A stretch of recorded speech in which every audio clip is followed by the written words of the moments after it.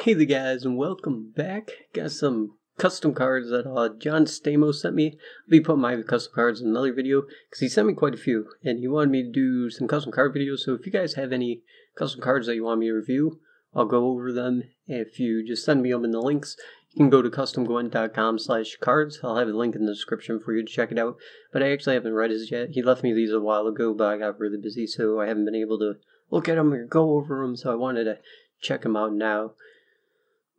First up we got Yennefer. It looks like apply mage deploy, apply Quen to all units on row, but damage self by 1 for each unit. Is this old Quen sign? It's a pretty cool, here hold on, it's like there's a second card that goes with it. It looks like, yeah, Quen sign Yennefer token, give all units on the row a shield and boost them by 2. I think he means that this gives each unit +2, not like each unit that Yen gives the coin to gives every unit +2, because that'd be ridiculous. But as it is now, so you're technically given +1 to everything on a row, so a max row you get, 18? It's an 18 power gold. That's not too bad if you achieve like max row limit than player. And the shields are kind of nice. Quen sign, I wish they'd bring this card back in the game. Quen sign, this isn't quite Quen sign. You used to give +3 in every unit from your hand. Like, you choose a Dragoon, then you give every Dragoon in your hand and deck +3. So, this is still a cool concept though, because bringing Quen sign back would be nice. Kind of a problem for Himmler's Sabbath. But still, it can be really cool. I mean, the whole Quen shield thing is kind of hard to make pop off with her if you're planning on doing it on like anything like a Dragoon or anything, because they're going to be killed once you play them. So you won't be able to like play this and protect them, because once you drop that Dragoon, they're going to, if they have an Elzur's Thunder, they're going to Elzur's Thunder it or muzzle it or whatever answer they have. And so you won't be able to play her to react before they destroy it. So basically it's going to be given everything +2 and then keep them safe from something like a Marigold Tailstorm or a Lacerate. So that's still a pretty cool card though, because I mean it's still 18 power gold if you get a max row limit. It's not too busted or anything, and it's alright. Would be cool to mess around with. I mean, that's pretty balanced. It's awesome. Okay, that's a cool one. Let's see the next one. Geralt Bounty Hunter. Or Geralt. That's his name. I got it, guys. Witcher. Deploy, gain 2 armor, damage a unit by 5. If it dies, duel an enemy unit. He has 5 power. Okay, so you play it, you damage something by 5. If it kills it, then he gets to duel another unit. He's not too bad. I mean, you have to kill something by 5, then you can remove like an engine. So like at max, he's like 17 power gold if you count him for pure numbers. So that's not too bad, because 16, 17, 18 power is pretty good for a gold unit. You can also use it for double removal. I mean, I doubt there's an engine that you're going to want to remove that's 5, but still, that's 5 damage, then you can remove an engine, and it doesn't constantly duel, so it can't be abused like Himmler's Sabbath. That's a pretty cool card. I like that one. Pretty good job. Let's see, Princess. Oh, this one has 3 cards too, it looks like. Princess, Boost, Beast, Death Wish, Spawn a Corpse, token in the graveyard. It's a gold. What's a corpse token do? It's probably down here. Corpse. Ability. When you consume this card while it's in the graveyard, destroy the card that consumed this card, then spawn Cursed Manticore in graveyard. So okay, so Death Wish, this thing spawns a corpse token in the graveyard, so you have to kill it that turn to get the corpse token, and it only gives you 1 in your graveyard. So then after you destroy it, you have to consume this corpse token, which is probably going to be a ghoul or something. So that'd be a really low consume play. Let's see. Okay, there we go. The Cursed Manticore. This is what it spawns after you do all that. Consume any bronze or silver unit on the board. If the unit is an enemy, do not boost. 13 power. That's pretty... This one's hard to judge. That's a really cool combo. I like that whole 3-step combo thing. But like, let's go back to Princess. It's a 1 power, spawn corpse token in the graveyard. So you have to eat this 1 power. That means you're probably going to use something like a Forktail or something like that to be able to consume this and get this in your graveyard. So you can get the corpse token in your graveyard, which, besides buffing for buffing Neckers, I mean, you're not losing too much value on eating that 1 power. Because, yeah, you're still buffing your Neckers and stuff, but that it does make it to play a little bit slower. And then you get this corpse token, which is a 1 power. I think this 1 power has to be maybe a little bit stronger, because it is a gold, because then you're eating it with a ghoul. A ghoul or Olgierd. It's like the only 2 things they can eat, or an Ozrel, I mean, they can eat from the graveyard. So you're only getting +1 on that. So that'd make your ghoul like a 6. Or no, a 5, and your Olgierd, well, if you use the silver or Ozrel, that makes it a 6, and still like a 5 power bronze play, and then you get a 13 power, and this is considered a gold. 13 power, which destroys any enemy on the board that's bronze or silver. That's not too bad if they have like a really high power silver, but still you have to minus like the whole, you get 6 from eating this corpse token, so let's see, average bronze value is like 11, 12, so let's just say 11, so that's 5, so then you'd minus 5 from average gold value for this, so as long as you hit something that's, let's see, you'd have to get 21 value altogether. So, yeah, that's pretty good. Because I was going to say, like, to get average gold value to make up for the bronze value that you lost, you'd have to destroy something that's going to make up for that at least, and still put him at 16 power.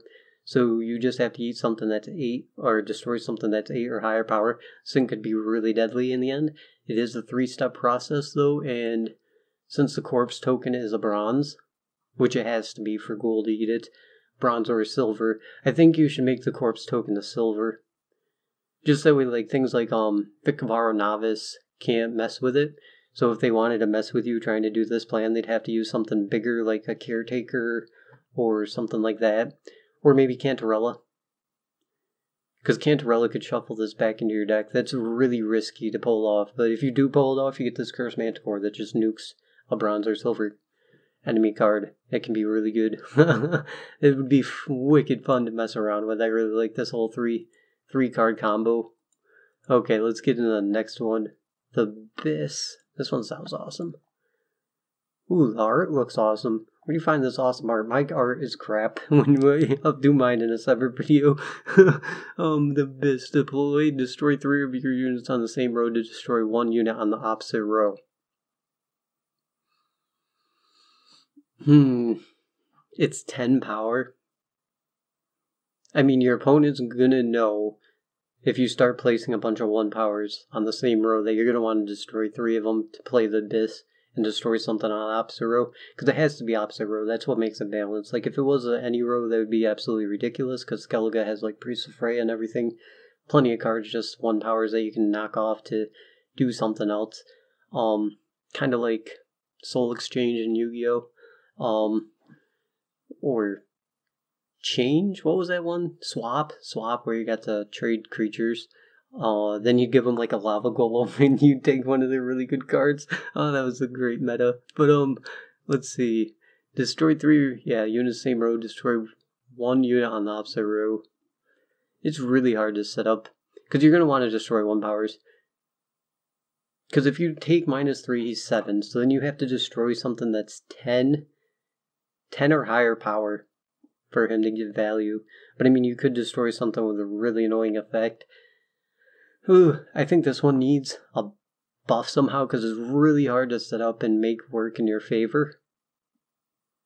It is a cool concept, but this one's a little bit underpowered, I think. Just because, I mean, it'd be ridiculous if it wasn't opposite row, and with it being opposite row, then it's easily played around. I mean, I guess it counters like big unit decks, but if you're not facing something like, if you're facing Swarm or something, and their highest power is like a 6, 7, maybe 8, then you're gonna not really get much value out of them. You're gonna get, what, 15? 15, that's still not bad, I guess. And then if they lacerate you, your whole plan is like down the hill. Might bring lacerate back into the meta if there was something like this. Pretty cool concept, but I think it's a little weak. That one's a little weak. Might be totally wrong on that. People are gonna be like, that'd be absolutely ridiculous. But Mysterious Assassin. Silver, gain 5 armor, then damage a unit on the same row by 8. Ability, jump to a new row on turn end with enemy units and damage a unit on that row by 8. If there are no units on another row, do not move this card.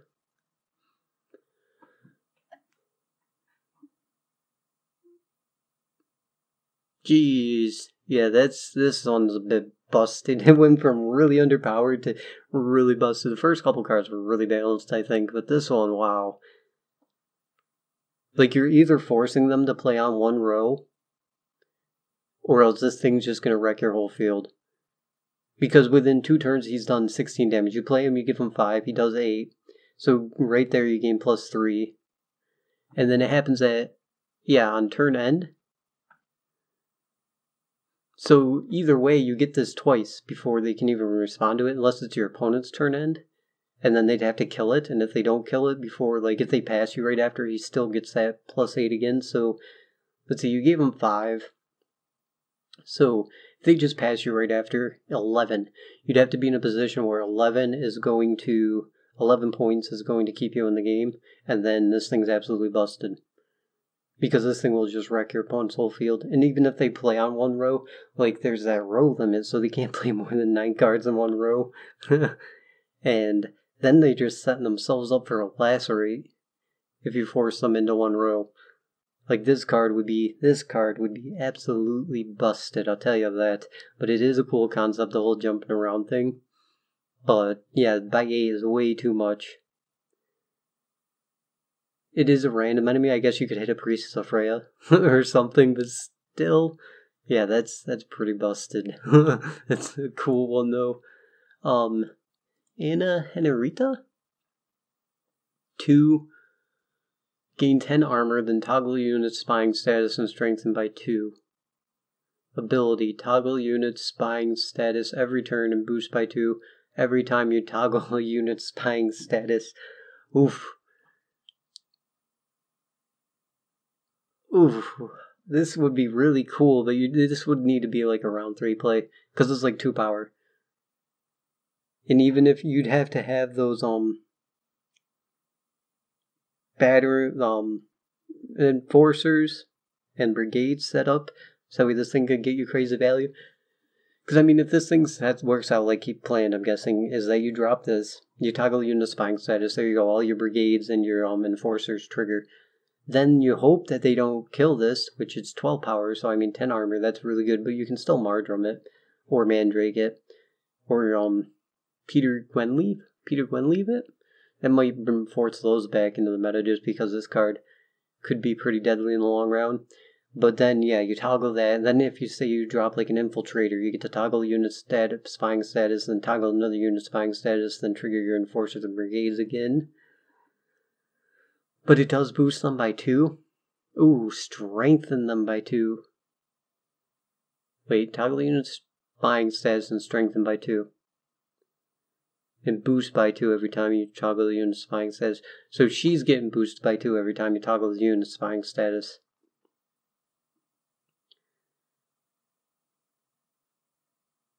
Toggle unit spying status every turn. Okay, so you get to do it either way.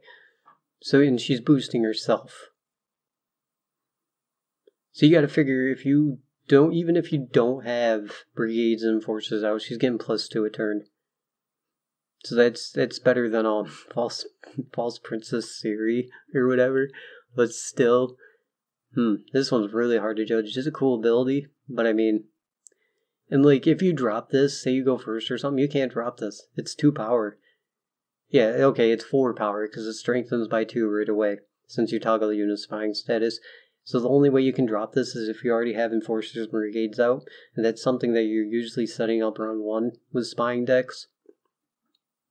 So if you have those all set up, then yeah, this can be a round shutout card, because you're going to be toggling the unit spying status and boosting by 2 every turn, which is going to be triggering all your Brigades and Enforcers. But the problem with spying decks is that Brigades and Enforcers do not stick around because they're must-remove cards. So then you're going to be dropping this thing onto a field where it's going to be getting +2 a turn, and it's going to take forever for you to get gold value out of it. And you definitely would have to have like blue coin or red coin to make this work, because with blue coin, it's going to be hard to drop like a 2-4 power play. But it could be pretty nuts in like round 3. If you like reverse spy decks and you wanted to save your enforcers and brigades for round 3. Pretty cool concept. But it's like in that busted and not totally useless card zone. One of those ones that you'd have to mess with, but it is cool. Cool idea to have a constant toggler. Like, instead of just dropping this card and I get one toggle, now I can toggle every turn. And that's kind of cool. I mean, this thing would be absolutely busted if spies were like they were before and just weren't removed so easily. This card would be just ridiculous, and I would hate spy decks even more. Alright, next up we got Beast of Darkness. Beast of Darkness, Beast ability, whenever strengthened, damage a unit by amount strengthened. This is the card. It's a gold.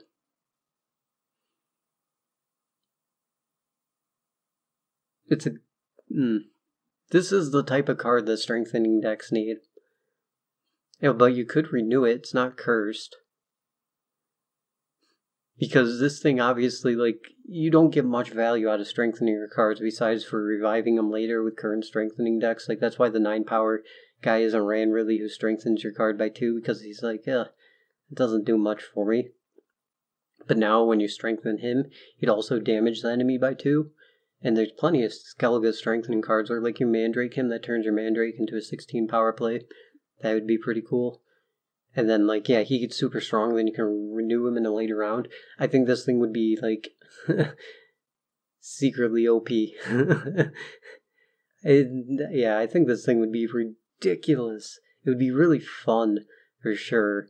And then, like, yeah, I'm pretty sure it'd be ridiculous, because it's at 10 power. So you can't just Mandrake and remove it. And 10 power is safer from, like, things like Elsewhere's Thunder and stuff like that. So you'd have to, like, commit a Cell Trick or maybe a lock to it to end up, and then it's all locked up, which is exactly what you need to do to this card when it comes out, because, geez, it could end up getting you crazy value. Then you renew it later and just win. That's a pretty cool card. I think it might be a little bit busted, but that's a cool little effect, because strengthening, like, all Skellige strengthening cards don't do much besides set you up for reviving them later. It's like sort of like a hand buffing thing, only it's in your graveyard instead of your hand. This card would actually, like, diversify the Skellige strengthening a little bit. That's a cool one. Blades of Offer. Oh god. Offer. I'm just going to say offer. Deploy ability. For every 5 armor on your side of the board does not eat armor, create a copy of this unit on the melee row. So how many would you need? You need 3. And if you get 4, it'd be like, okay, that's pretty good. 3 is like, it's an alright gold, and then 4 is like, okay, that's close to Serie Nova Valley, and that's really good. So let's just say 4. You need 15 armor. And then if you have more than 15 armor, this thing would start getting you crazy value. I mean, how hard is it to get 15 armor? It doesn't eat the armor, so it doesn't have armor either. Those guys have 4 armor. Then you have Trollolol. That'd make Trollolol useful again. He has 9 armor. So you'd need, what, 2 of those guys who have 4 armor and buff themselves. Yeah, that wouldn't be too hard, especially with Prince Stennis, too. I think this thing would be busted. Pretty sure, in an armor deck. Because, I mean, you drop Prince Stennis, he has 3 armor, he grabs somebody else, gives him a ton of armor, plus they're 4. Pretty much you need Prince Stennis into a Redditon Elite, and then drop Trollolol, and this thing is giving you, like, what, 4 units? Like, 4 units? And you get, like, 25 power gold? Yeah, that's absolutely ridiculous. Then you get to drop Vincent, and eat all that armor, and get all your crazy buffs. So, like, this would put armor decks just way over the top, and one card would, because you can't respond to it. Even though it's 5 power, the ability just happens. It's a pretty cool concept for actually, like, gathering that armor and not eating that armor. I like that idea, but that would be absolutely busted for sure. Because it's not too hard to get, like, 20, 25 armor on the field in a round with an armor deck. And then you have the Vincent back up on top of that. So, like, you're making 25 power plays and you're playing Vincent, and that's like a 30 to 40 power play sometimes if set up right. It would make people start to want to target your armor with their damaging things, which would lessen the value that they get from armor anyway. So, I mean, yeah, 5 armor. So, yeah, either way, you wouldn't be getting, like, even though you're damaging their armor, sure, you're taking away from this card, but you're taking away the exact amount of power that they'd be gaining from this card anyway by damaging their armor. Whew. Yeah, this thing would be deadly and really scary. It's a cool art, though. Crone's human form. Might have to do some editing with this one. Consume up to 3 units on the same row with power equal to 5 or less. Do not boost. Okay, then on your next turn, return this unit to your side on the opposite row and strengthen it by 6. Oh, it's a disloyal, okay. Okay, so you consume them, but you do not boost them. Then this thing comes back to your side of the field and strengthens by 12. 6. So it's a 12 power play if it succeeds, which there's very few things that your opponent can respond to with it. And it has to be 5 or less, so let's say worst case, you eat 3 1 powers. It's a 15 power gold still. And then after that, if you eat like a 2 1 1, it's a 16 power, that's average. So let's say you eat 3 3s. Let's just put it down the middle. That's 9, that's 21 power. And it removes them. But it has to be 5 or less. Thing is, pretty sure it would be busted. I mean, it might bring, like, damaging monsters into effect, but I keep thinking, like, what damaging monsters is there? Wyvern, Striga? There's not too much damage with monsters' decks. There's a lot of buffing your own stuff, so you can, like, you could sort of build a deck around to cheese it, like, knock down their engines down to 5 power and then eat them, but then they'd have time to react and buff them back up before you can hurt them. And this thing's like, what, just a 12 power gold if they don't have anything with 5 or less, which is something that you would have to be careful of against Crone Monsters deck. But then again, I don't know. It seems like it would be a tad busted, because I mean at max value, what, 15 plus 12 is 27. That's absolutely ridiculous, but then you think of a Huraquax, which is at max value 714, 28 at max value if everything goes perfectly. But this thing is easier to pull off than Huraquax. Though 5 is one of those numbers that, like, people don't have 5 power units out. They usually have, like, 3s or 6s or 7s. And it has to be on the same row, so you could play around that. I don't know, I think it'd be pretty balanced just because it has to be on the same row. So, I mean, if your opponent plays for 3 5 power units on the same row, that's their own fault. And they can get hit by a 27 power gold. Which, I mean, that's just like not playing around an Igni in that case. And Igni can give you crazy more value than that. This thing's pretty cool. Not just for the art. Royal Wyvern. Silver. Draconoid, deploy damage unit by 2 for each Draconoid on the board, including this card. It's kind of meh ability, but it's cool because I want Draconoid decks. I really do. And this would be something for them at least, right? This seems like a total card that they would make, honestly. This is like totally a CD Projekt Red card. Wow, forgot about their name for a minute. But yeah, this is totally a card they would release. One of those cards that doesn't really do much, but makes you want to build around it, and it can be an all-right deck just because, oh look, we gave them a silver card that interacts with Draconoids, but Draconoids don't do crap, so nobody runs them anyway, and this one card is not going to save Draconoid decks. It'd get them a bit closer. It'd give people hope, but it would not put them on the board at all, just because the Draconoids are pretty crappy. I mean, the best thing you have is like Slizzard and Phoenix, and that would be like in a consume deck. Maybe you'd run this, but like for a full-blown Draconoid deck, because what, you need 5 dragons out before this thing gets you average silver value. It's kind of cool because it's a damaging card for monsters too, though, because I mean monsters don't really have damaging cards like I was saying, but it is definitely balanced, and it's a little bit on the meh side. You obviously couldn't give it 3, because I think that would put it over the top. But just because of what Draconoid cards we have right now, this thing's meh. If we had some really good Draconoid cards that could actually be ran, then this thing would be amazingly busted. But since we don't have any of those, it's like, well, you got Wyvern and stuff who's not going to do anything Mirkta Brakta. I guess it would be kind of cool if you had a full Draconoid deck, ran Wyverns, Flinch or Tenemirth, and things like that, and then this thing let you set up for like the perfect Scorch. That'd be kind of cool. Combo play. It'd be cool to mess around with, but I don't think it'd bring Draconoid decks back. I would love it to. Which one's next? Okay, we got like 4 more. Decrepit Rot Fiend.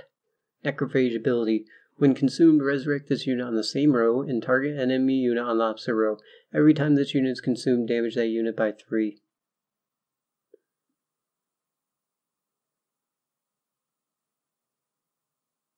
Okay. One question. If I eat this, it comes back. I targeted, let's say, a 12 power card on the opposite side of the field. I eat this, it does 3 damage to it. It comes back. I get to target another card. Does that mean when I eat it next, it's going to damage that 12 power by 3 and the other card that I chose by 3? Because then, like, I eat it next, then I get 6 value, then I target another card. Say they had a bunch of big units, then I eat it again, and it gets 9 value after that. Because I think if it got to target and then reapply its ability multiple times...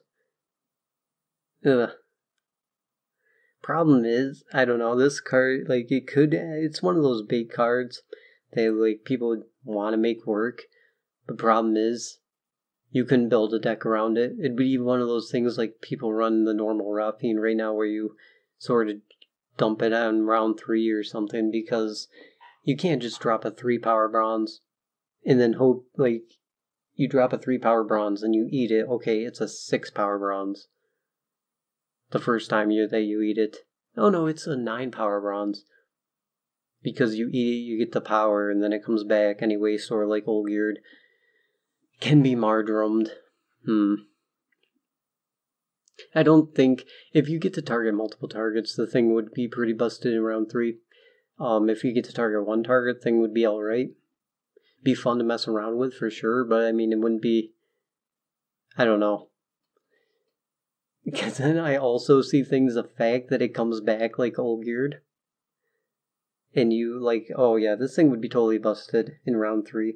If you got to round 3 with this thing, and you had a Ran Warrior right next to it, and since it keeps coming back, it'd just be like the Olgierd is now, only you're doing 3 damage with it too, and you wouldn't even need to run Olgierd, it'd be a bronze card, which means you could slizzard it out too. Oh, wow. Yeah, this thing would be crazy in round 3. I don't know if you could drop it in round 1, but of course, if you're that crazy in round 3, then you could do the same thing that you do with Olgierd now and drop him in round 1 even though you're behind. And then, yeah, go 2 cards down, and it's like, I don't care because I'm gonna just wreck you in this next round. Yeah, this thing would be deadly. I was thinking to be really weak and really slow, but then I remember, oh yeah, you can go 2 cards down when you have crazy combos like that. This thing busted. Busted. even if it targets the same thing, like only one thing at a time. Crazy busted. Because I mean, imagine if you Mandrake this. It's what, 9? 9 power. You get +9 on your play and then do 3 damage. Whew. That would be a crazy consume combo. Definitely would be busted. Light Cavalry Dragoons.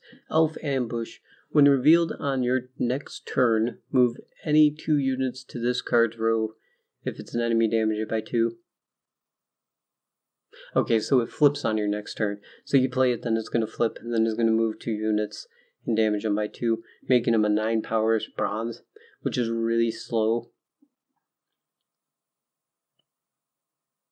I mean, in the perfect scenario, this thing's deadly, like crazy deadly, because it's bronze, which I'm guessing is like a movement deck. But the problem with movement decks is that they have a hard time setting up their thing anyway, and this is just another thing that's hard to set up again. But if you get it set up, it's crazy, because I mean, like in normal movement decks right now, you play like Pit Trap and everything, you take them into a long round 3, you play Pit Trap, and then like you play that guy who moves everybody out to a random row while you have a bunch of those 7 power units that you hope stick around, because every time something moves it does 2 damage. Whew. And then, yeah, in the perfect scenario, movement Scully toll is ridiculous, but it's really hard to set up that scenario, and this thing's another thing that's hard to set up. Because, I mean, it's a low on the tempo side, where if you don't have this set up for it, it's going to be meh. But it's really strong once you get, like, everything going. Because, like, all you need is a Pit Trap. Like, you don't even need one of those 7 powers to stick around. But then that's vulnerable to weather clear. Not that anybody's really running that right now. But they would if things like this started popping up. Because if you have a Pit Trap, you drop this, okay, they pass, you get to move 2 units, you damage them by 2, that makes them 9, and then you damage them by 3, that makes them what? 15 power bronze if you have the Pit Trap already, and they don't have 2 things in the Pit Trap. It could be absolutely ridiculous, but yeah, it's more of adding on to the whole movement problem, but it is another card that could go well with it if you get the setup, and would be something to be scared of if you let them get the setup. Because, yeah, this thing moving 2 units in a movement deck, ooh. It'd be, like, completely useless when you don't have this set up, and then completely busted when you do have this set up. But it is a cool concept. I love more ambush units. Alright, Ymir is next. Ymir from, oh wow, it even looks like him from, Smite. Deploy, move all units from the row, then lock the row so no one can enter. This row is locked while Ymir is on the board. Then damage all units on the opposite row by 1 if you successfully moved all your units from the row.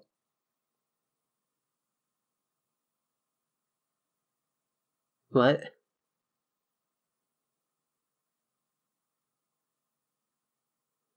If you successfully moved all your units from the row. So you move your own units?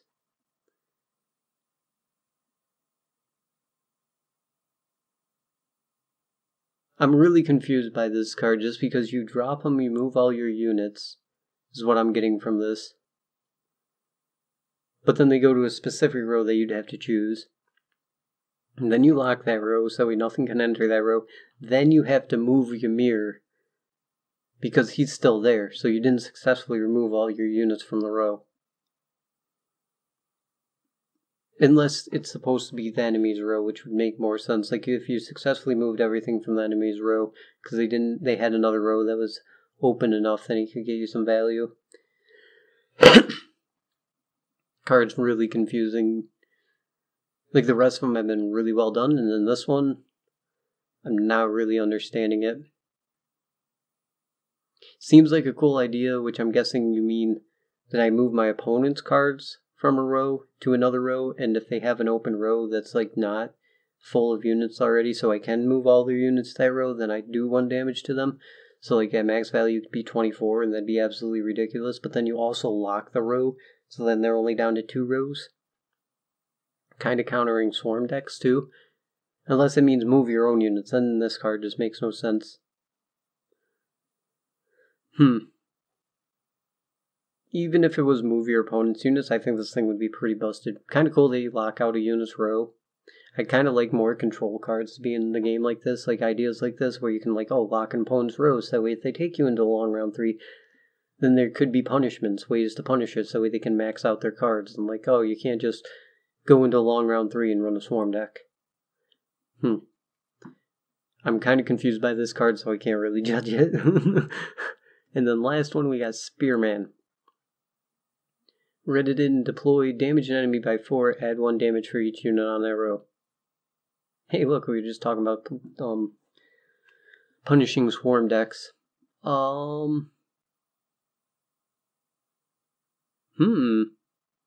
Max value, this thing's 13 power bronze, and for a really hard effect to pull off. Oh no, not 13, 17, right? Yeah, 17. Okay, that's better. And plus you need something to take that damage. So if you have 4 power, 4 units on a row, 3, and then you drop this guy, you get to do 8 damage, which is going to remove an engine. Most engines, because there's like no engines at 9. So 8 damage. That's a 12 power bronze with removal altogether. That's really strong. Because you only need 4. You only need 3 units on a row for this thing to get you really good removal value. And then if you just want point value, because they're like stacking things up, let's see, you need what? 3 units again. You need 3 units, because when this drops, it's going to be the 4th one. So that's 8, that's 12 power bronze. That would be Witcher Cancer. That's what this is. This is Viper School Witcher Cancer. I don't want to look at it. Oh no. The ability would be just like, there would be, because I mean you already have Northern Realms Swarm deck. It would be like a Viper Witcher for Northern Realms. That's exactly what this card would be, and I would be so mad at it. At least you can't res it and do it 20 times, right? I mean, you can use Shawnee, but that's a gold. They don't have a Poultist. Guess there's that. Thing would be nuts. Thing would be absolutely nuts. Pretty cool card idea though. Giving Northern Realms like Viper Witcher to go with their Swarm archetype. I like that, but definitely busted just because Viper Witcher's been busted and is like the most annoying thing that's shutting down a lot of different types of stuff.